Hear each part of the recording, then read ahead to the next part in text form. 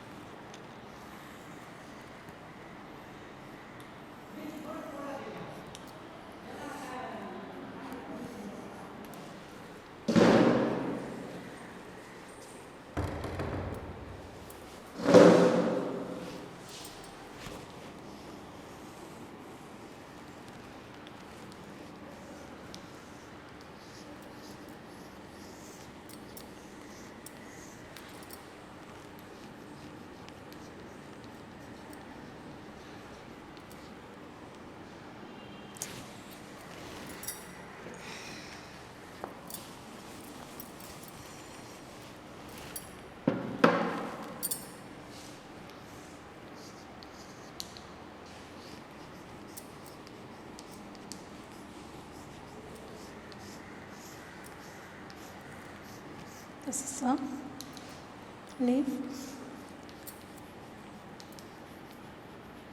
midrib,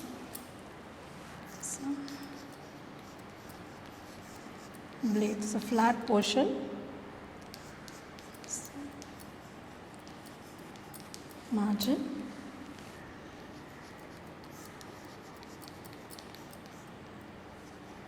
axillary bud,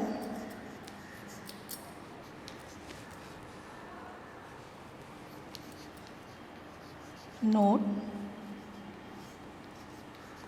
internode,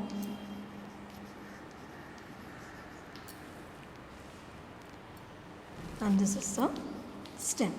So this is a parts of a leaf. Now the leaf has a stalk called the petiole. So the leaf has a stalk called the petiole.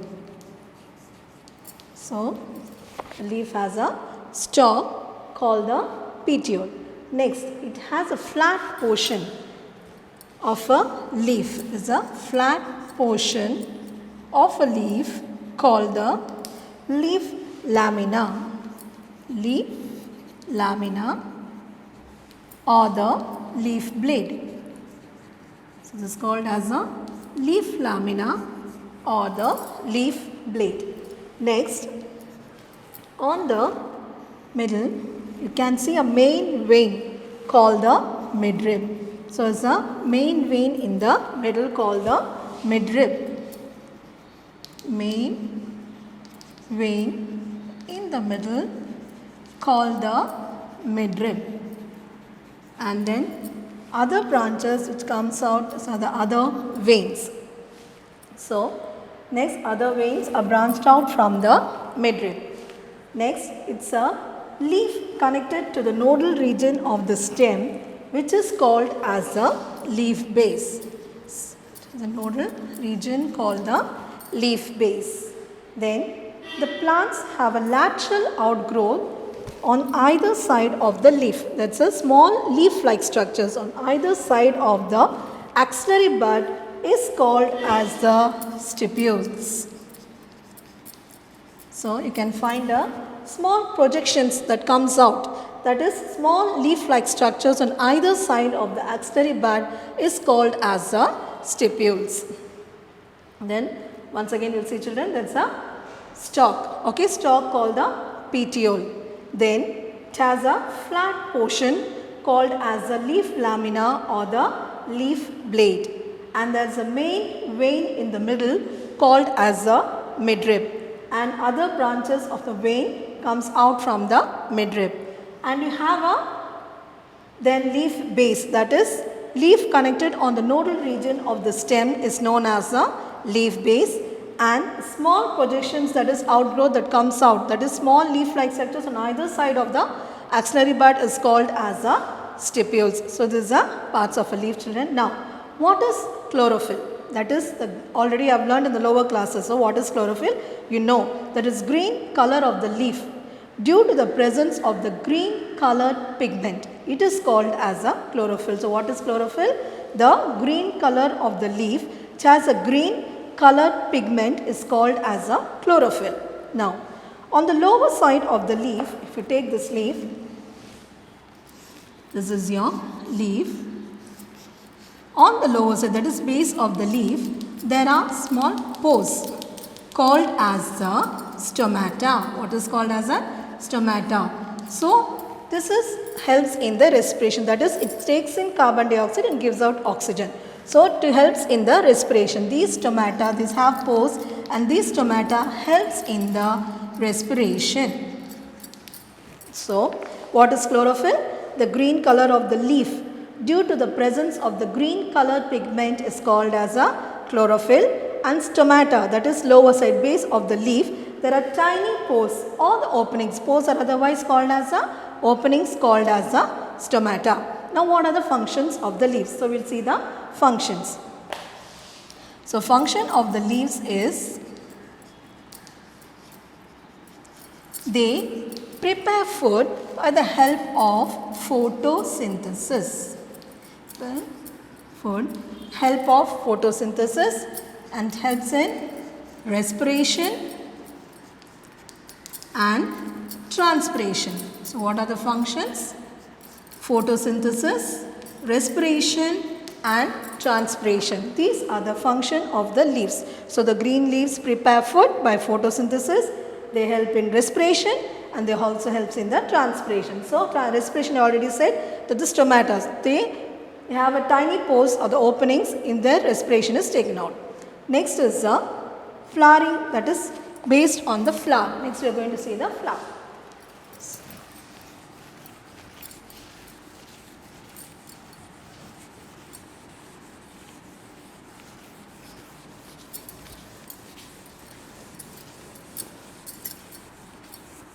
Now, based on the flower, you have plants are classified into two groups, that is flowering plants and non-flowering plants. Flowering plants and non-flowering plants. Now, if you fix a seed inside the soil, it gives a new plant and they reproduce. That is, they are active. They are called as a flowering plants. Non-flowering plants, if you fix a plant seed inside the soil, it is not active. It does not give a new plant. So, it is a non-flowering plants. So, next is based on the presence of seed. They are angiosperms and gymnosperms. Now, angiosperms found enclosed in the fruit, found inside the fruit, and gymnosperms are not found, that is not enclosed in the fruit, it is found outside, not enclosed in the fruit. So, angiosperms, that is enclosed in the fruit, that is seeds are enclosed and that is inside the fruit, and gymnosperms are not enclosed in the fruit. For example, angiosperms is mango. You can take a good example is mango, and this is for example is cycas. And for this flowering, children, I didn't say about these examples. So flowering plant is sunflower is an example for flowering plant, and Riccia is an example for non-flowering plant. So once again tell you children, flowers has two groups, that is flowering and non-flowering. Flowering is example is sunflower and non-flowering is Riccia. And seed is based on two groups, that is angiosperms and gymnosperms. And for this example is angiosperms is mango and for gymnosperms is cycas. Now, next we will go to the habitat. So, we have finished the root system and shoot system.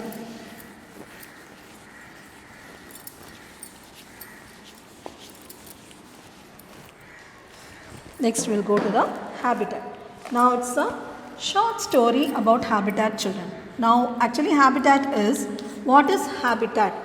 Where the organisms, that is each and every organism need a place to live. Even we need a place to live. Yeah. So, we need a place to live is called as a habitat. So, it's a dwelling place is called habitat. So living place. So dwelling place is called as a habitat. So each and every organism need a place to live is called as a habitat. So dwelling place is called as a habitat. Dwelling means living.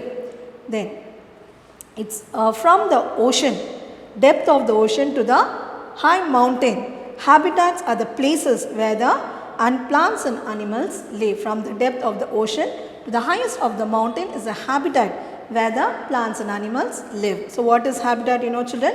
Where the each and every organisms need the place to live. It's a dwelling place a dwelling place is called as a habitat. Now it's a short story children. That is, once I was a happy monkey. It's a story of a monkey. I was a happy monkey. I lived in a beautiful thick forest that is full of trees. Thick forest means full of trees with my mother and two brothers. The monkey lived with its mother and two brothers. We ran and played in a lush grass. On one hot day, I fell fast asleep in the cool shade of a tree. So, the monkey fell fast asleep in a shade of a tree. Suddenly, the bright sun woke me up. So, what happens? Suddenly, a bright sun waked the monkey. I opened my eyes and could not believe what I saw. So, as soon as the monkey opened his eyes, something different for him. That is, everything has changed. Everything had been destroyed. Destroyed means destroyed. I stood and looked at the stumps that used to be trees, only the branches. Then nothing was left apart from hard dry ground and only streets and buildings. Nothing, the forest was fully destroyed, only the streets and buildings were seen. I saw a deer that looked very sad. Even a deer was also there, which was very sad. Where have all the trees gone and where are all other animals? I asked her. So where all the trees and where are the other animals? She explained how humans had chopped down, that is cut down all the trees. What did the humans do? They cut down all the trees in the forest but had not replaced any new ones to replace them. So they even did not replace the trees. After a while, I said goodbye to the deer. My home is gone. So the home for the monkey is forest. So the home is gone. I didn't know where my family is and I was hungry and thirsty day and night. So the forest was not there. So the monkey was thirsty and hungry day and night. I walked in search of water, food and safe place to sleep. So the monkey went in search of food, water and safe place to live. Whenever I stopped to rest, humans drove me away with sticks and angry voices. So when it went in near the streets, so what did the humans do? They drove it away with the sticks. I could feel my body getting weak and tired as it was hungry and thirsty. It did not have food nor water, so it was weak and tired. One day, when I had almost given all the hope, I came across a cool and dark forest. So when it was walking day and night, it saw, what did it saw? It saw a cool and dark forest. As I walked through it, I found plenty of food and water. What did it saw? It saw plenty of food and water. The forest was safe for me. There was no signs of human visiting it. So the forest was full of trees. There were no humans. So the monkey was very happy since it got its home again. So there are 3 questions asked children. Why did the deer feel sad? Because the forest was fully destroyed. Then who chopped the trees? Yes, humans chopped the trees. Which is the safest place for monkey to live? This is the 3rd question. Which is the safest place? Safest place is a forest. So this is a short story of an habitat. Now next we will go to the types of habitat. So habitat is very important for each and every organism to live. Now first we will go to the types of habitat. Now that is terrestrial habitat and aquatic habitat. Now in terrestrial can find desert, grassland, then mountains.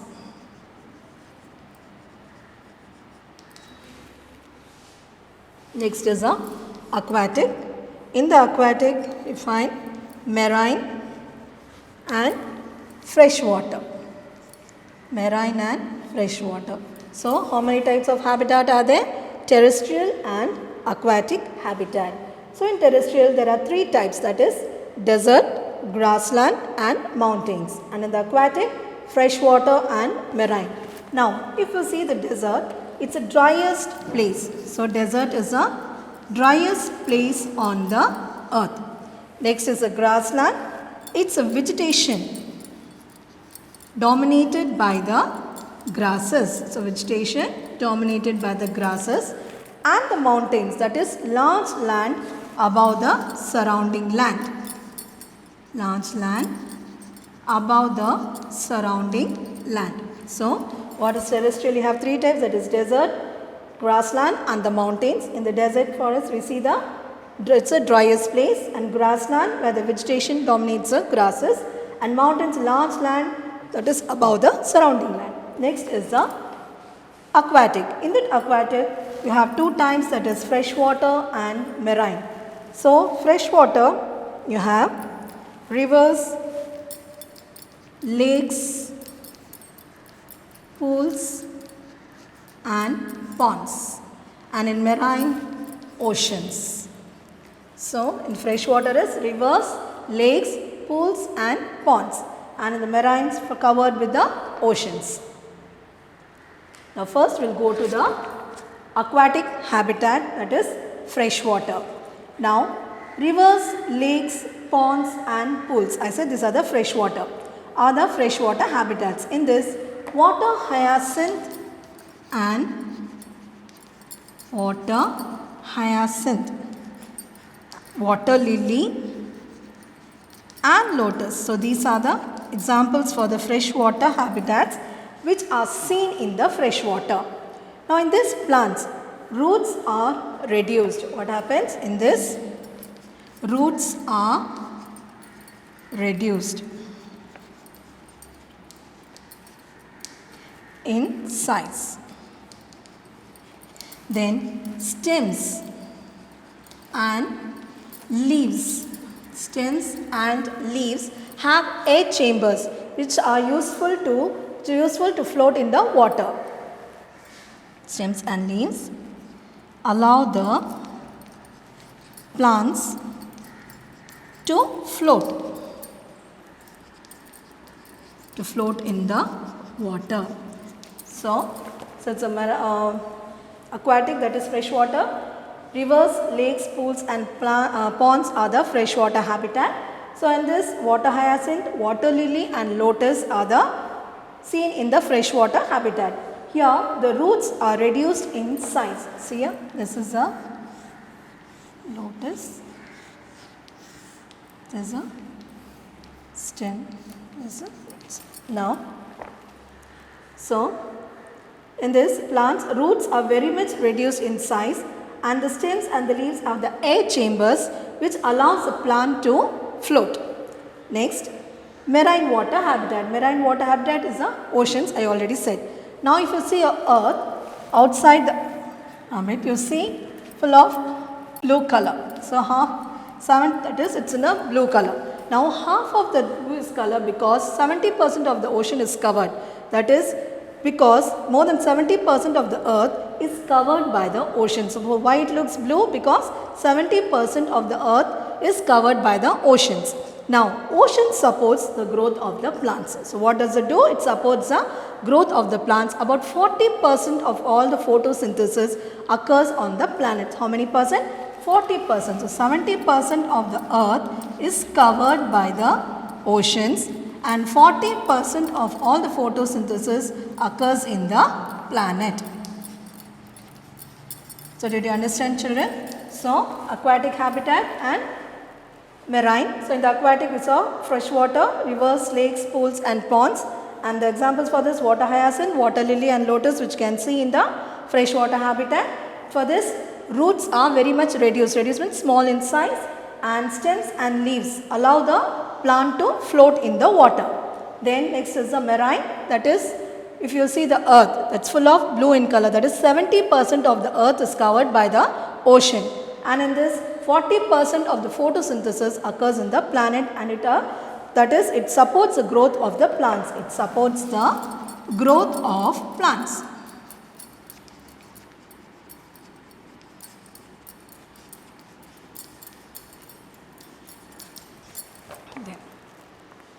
For this, example is marine algae, sea grasses, marsh grasses and phytoplanktons. That is, example is marine algae, sea grasses, marsh grass and phytoplanktons.